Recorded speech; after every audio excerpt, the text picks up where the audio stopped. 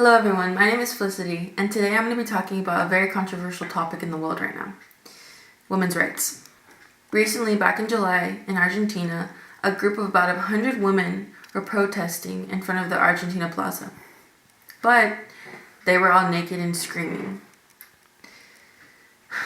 So basically, they were protesting the gender-based violence that was going on in Argentina, and they were taking a stand.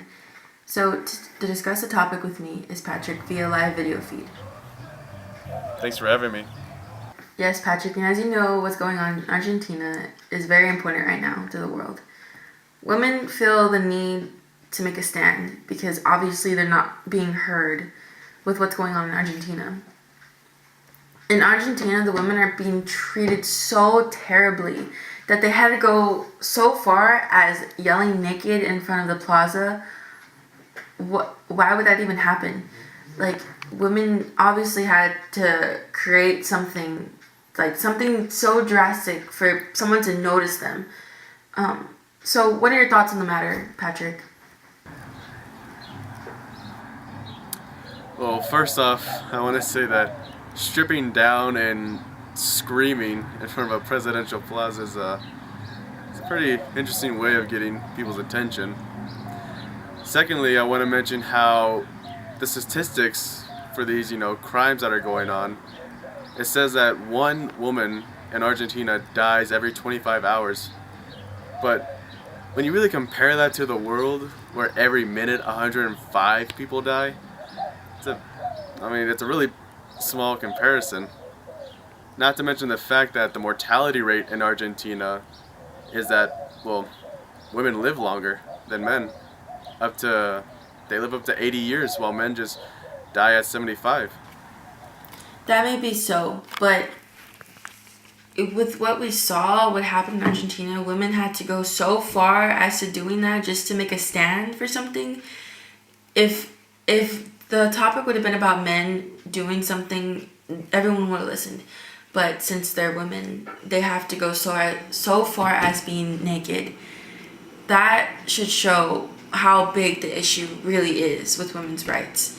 They have to make a stand for themselves because obviously no one's paying attention. No one is realizing how crucial this topic really is.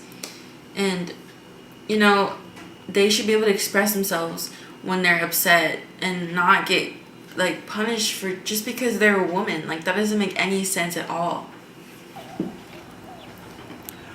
Well, women should have the freedom to express how they feel, and they do have the freedom to express how they feel. I mean, they did this, didn't they?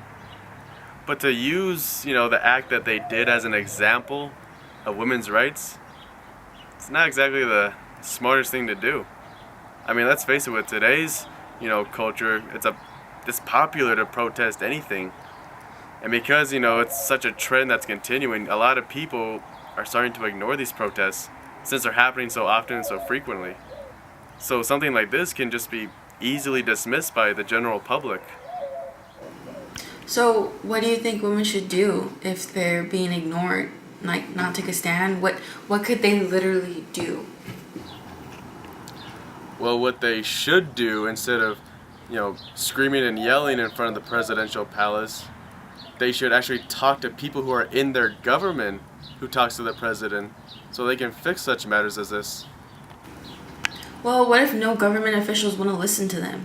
What if they don't think the topic is important enough? I agree with what the woman did, but I think it could have been handled in a better way. But they're taking a stand for what they believe in, and everyone else does that with anything they do. If you believe in gay rights, if you believe in freedom of speech, they literally are doing what they believe in and what they think is right. So who is anyone to tell them what to do?